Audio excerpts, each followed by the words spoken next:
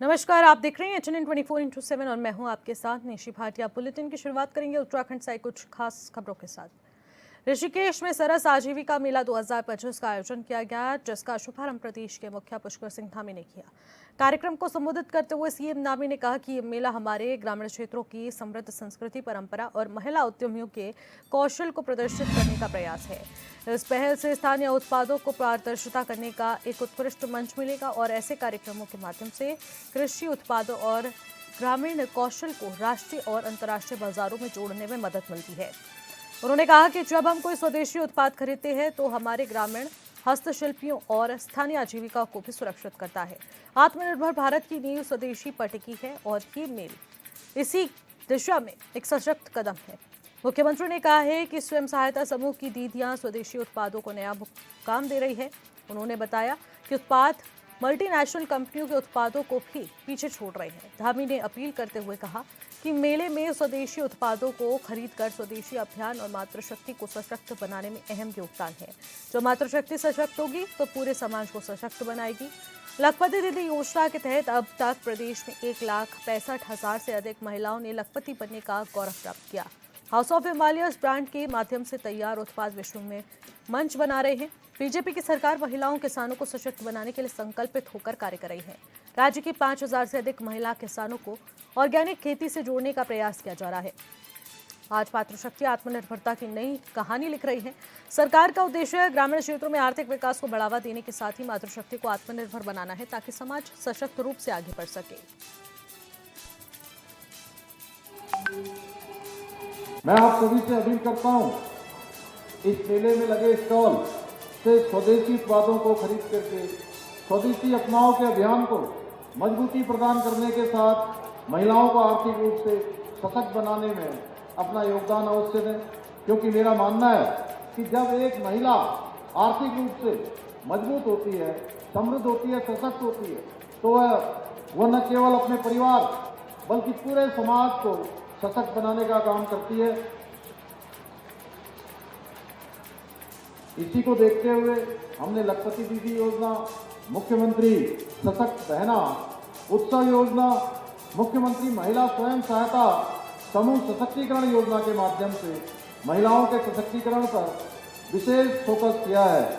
मुझे बताते हुए अत्यंत हर्ष हो रहा है कि लखपति दीदी योजना के अंतर्गत अब तक हमारे राज्य की 1,65,000 रुपए से अधिक महिलाओं ने लखपति दीदी बनने का गौरव प्राप्त किया है। साथ ही मुख्यमंत्री सशक्त बहना उत्सव योजना के अंतर्गत महिलाओं द्वारा लगभग 2,000 स्टॉल लगाकर 5.5 करोड़ रुपए के विपणन ने उद्यमशीलता की एक नई मिसाल कायम की है। इतना ही नहीं, हमारे द्वारा लॉन्च किए गए, जिसका शुभारंभ हमारे देश के यशस्वी प्रधानमंत्री आदरणीय नरेंद्र मोदी जी ने किया, हाउस ऑफ हिमालय ब्रांड के माध्यम से आज हमारी बहनों के द्वारा बनाए गए उत्पाद अब विश्व के कोने कोने तक पहुंच रहे हैं। लगातार उनकी डिमांड बढ़ रही है। राज्य में ग्रामीण आजीविका मिशन के तहत 68,000 से अधिक स्वयं सहायता समूह में 5 लाख से अधिक सदस्य जुड़े हैं। साथ ही 7,500 से अधिक ग्राम संगठन और 534 क्लस्टर स्तर के संगठन बनाए गए हैं। भाइयों बहनों, हमारी सरकार महिला किसानों को सशक्त बनाने के लिए भी पूरी प्रतिबद्धता के साथ काम कर रही है। हमने फार्म लाइवलीहुड महिला किसान सशक्तिकरण योजना के तहत राज्य की लगभग 3 लाख से अधिक महिला किसानों की क्षमता। लोहाघाट में भारत माता की प्रतिमा का पूर्व मुख्यमंत्री भगत सिंह कोश्यारी ने अनावरण किया और पूर्व सीएम कोश्यारी ने कहा कि उनका एक ही सपना है कि अखंड भारत। उन्होंने मूर्ति लगवाने के लिए पालिका अध्यक्ष गोविंद वर्मा को शुभकामनाएं भी दी।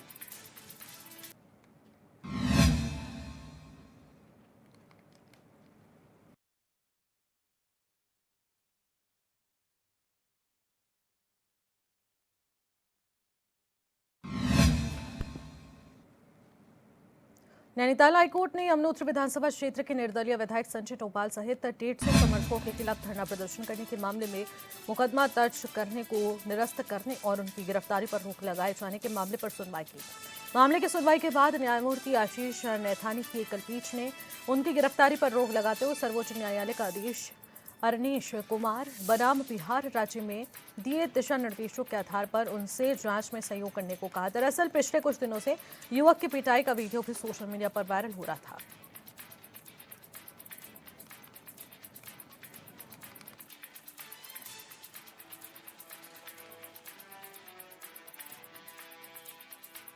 मैं संजय डोभाल जो स्वतंत्र एमएलए है, अपने से जीता है, और उसके छोटा भाई विनोद डोभाल, वो बड़कोट म्यूनिसिपल कमेटी के चेयरमैन हैं। तो सरकार की ओर से बार बार तंग तो किया जाता है, वो उनको और उनके समर्थकों को दबाव डालने की राजनीति है। उसी संदर्भ में एक पवार, विक्रम सिंह पवार ऐसा ही है। तो एक रात को 12 बजे 11:45 में एक सुमित रावत जो इनका समर्थक होगा उसको उठा के ले गए और इलीगल डिटेंशन कर दिया। तो विधायक जी ने, जो संजय डोभाल है, इन्होंने एसएसपी को लिखा, सीओ को लिखा कि भाई ये इलीगल डिटेंशन है, ऐसे इन लोगों को परेशान न किया जाए। तो उसने कहा कि हम कार्रवाई करेंगे, उसको सिविल लाइन में अटैच करेंगे, ये करेंगे, लेकिन कोई कार्रवाई नहीं, क्योंकि शासन द्वारा ये सब चीज़ें हो रही हैं। तो जैसे नेचुरल स्वाभाविक ये है कि लोग धरना प्रदर्शन करने गए और जब कार्रवाई नहीं हुई थी 5 तारीख को उन्होंने ये सोचा, तो बड़ी संख्या में लोग जाके पुलिस थाने के गेट के सामने धरना प्रदर्शन। हरिद्वार में मुनि मंडल आश्रम के महंत और कोठारी को जान से मारने की धमकियां दी जा रही है। आरोप है कि स्थानीय भूमाफिया धर्म का चोला पहनकर न सिर्फ आश्रम की संपत्तियों पर कब्जा कर रहे हैं, बल्कि विरोध करने वाले संतों को जान से मारने या लापता तक करने की घटनाएं सामने आ रही हैं, जिसको लेकर धर्म संसद के अध्यक्ष स्वामी प्रबोधानंद महाराज ने हरिद्वार में एक प्रेस कॉन्फ्रेंस की, जिसमें उन्होंने कहा कि धर्म की आड़ में कुछ लोग आश्रमों को जबरन कब्जा कर बेचने की कोशिश कर रहे हैं। जो कि साधु संत इसका विरोध करते हैं तो उन्हें धमकाया जाता है।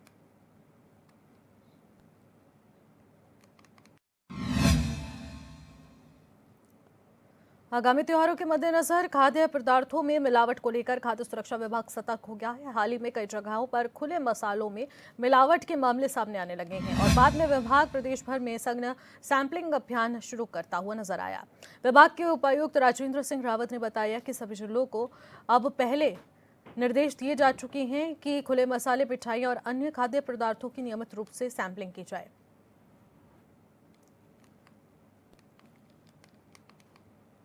चेक किया जा रहा है। हाँ ठीक है, आपने बताया इस संबंध में सारे जनपदों से पहले भी बात हुई है और वो उसकी जो मसाले हैं, खुले मसाले, उनकी सैंपलिंग हो रही है। तो जैसी रिपोर्ट आती है तो हम आपको इस बारे में अवगत कराएंगे।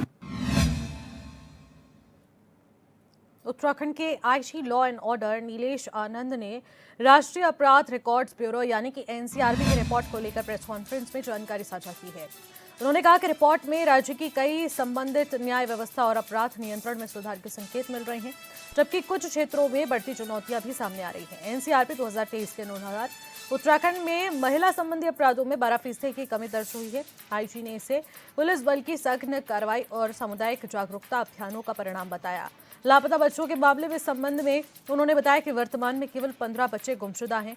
रिपोर्ट के अनुसार 2023 में कुल 1025 बच्चे लापता हुए थे, जिनमें से 933 से उसी वर्ष बरामद कर लिए गए थे। आर्म्स एक्ट के मामलों में उत्तराखंड ने आर्म्स रिकवरी के प्रदर्शन में देश भर में दूसरा स्थान प्राप्त किया है। उन्होंने ये भी बताया कि पॉक्सो एक्ट के तहत होने वाले अपराधों में 3% की कमी दर्ज हुई है, जो बच्चों और युवाओं की सुरक्षा के लिहाज से सकारात्मक मानी जा रही है। साइबर क्राइम के मामलों में भी राज्य का रेट राष्ट्रीय औसत में कम पाया गया है और लंबित मामलों का औसत 62.4% है, जबकि उत्तराखंड में ये 45.9% है। एनडीपीएस मामलों में सिंथेटिक ड्रग्स की तस्करी में भी वृद्धि दर्शाई गई है। विशेष चिंता की बात तो ये है कि कॉलेज और स्कूल्स के आसपास क्षेत्र में ड्रग हॉटस्पॉट के रूप में विकसित हो रहा है। नशीली टैबलेट्स की बड़ी रिकवरी भी प्रदेश में इन दवाओं के उपयोग में वृद्धि का संकेत मिल रहा है। उन्होंने आम जनता से सहयोग और संदिग्ध गतिविधियों की सूचना देने का आग्रह किया।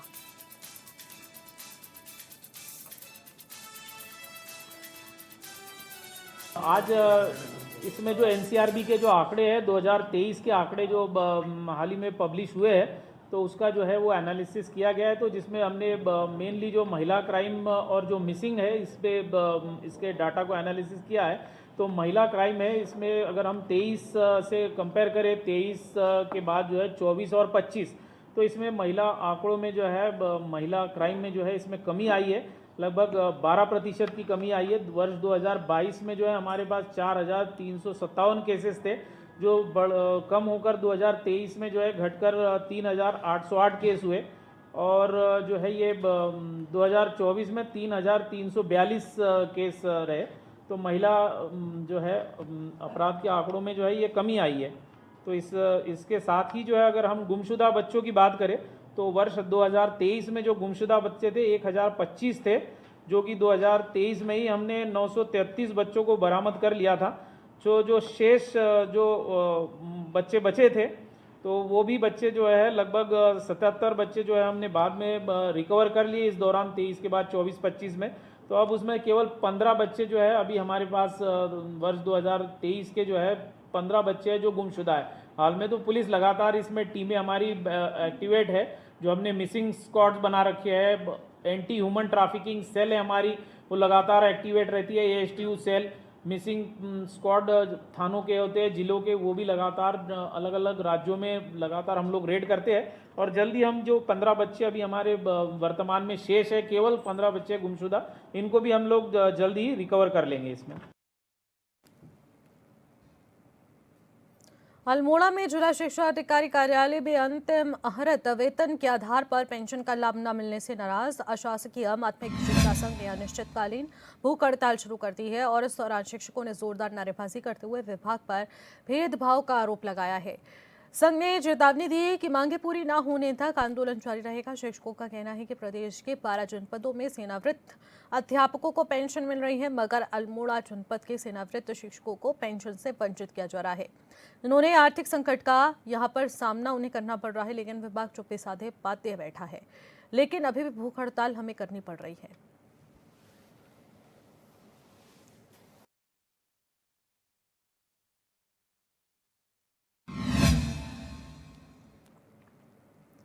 CSD कैंटीन थराली में तैनात हवलदार रविंद्र कुमार नाथ एक महिला ने उसकी नाबालिग बेटी के साथ छेड़छाड़ करने का आरोप लगाया है।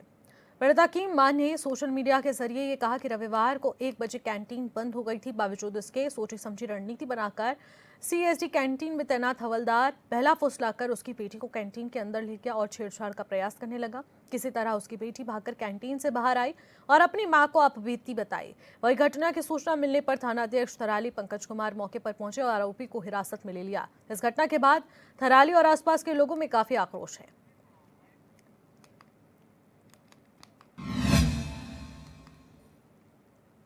बाजपुर में आगामी त्योहारों को देखते हुए खाद्य सुरक्षा विभाग अलर्ट नजर आ रहा है और इसी क्रम में विभाग के कुमाऊं डिप्टी कमिश्नर राजेंद्र सिंह कठायत के नेतृत्व में टीम ने दोहरा चौकी पुलिस के साथ संयुक्त रूप से दोहरा चौकी पर छापेमारी अभियान चलाया।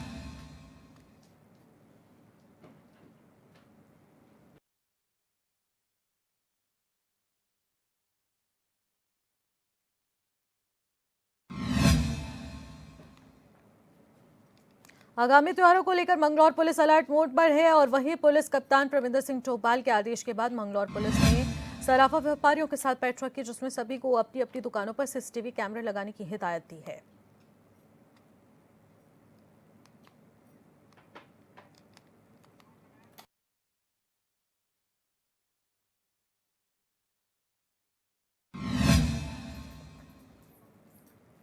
उत्तराखंड में एक बार फिर से मौसम का मिजाज बदला हुआ है। एक तरफ जहां ज्यादा ऊंचाई वाले इलाकों में सीजन की पहली बर्फबारी हुई, तो दूसरी तरफ मैदानी इलाकों में तेज बारिश की वजह से मौसम बदला हुआ है।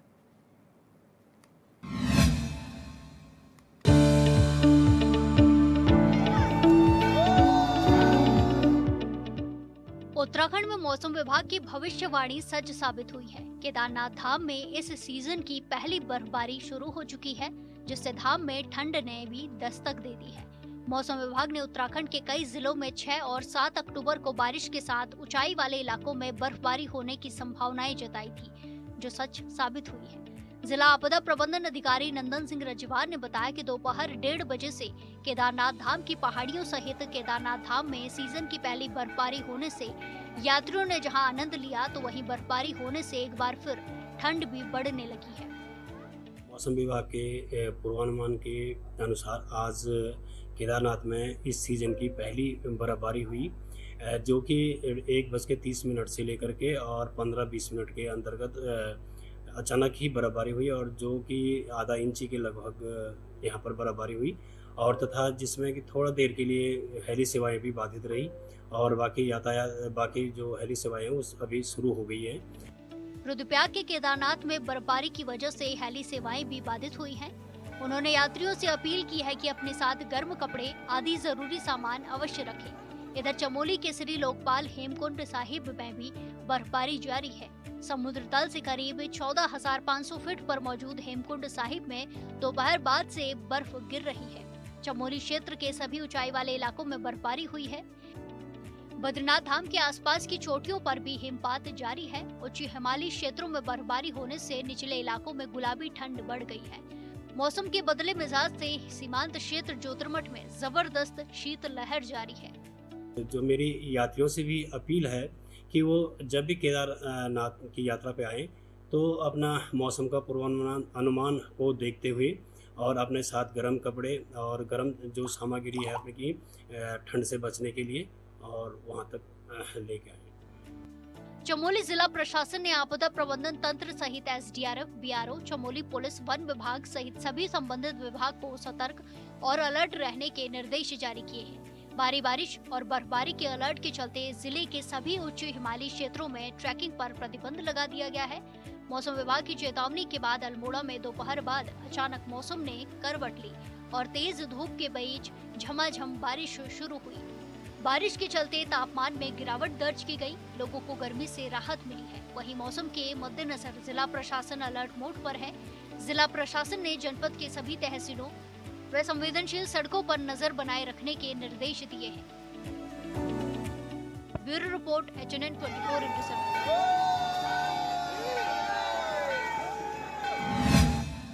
लड़के ने लिए मेरे से 800 रुपए।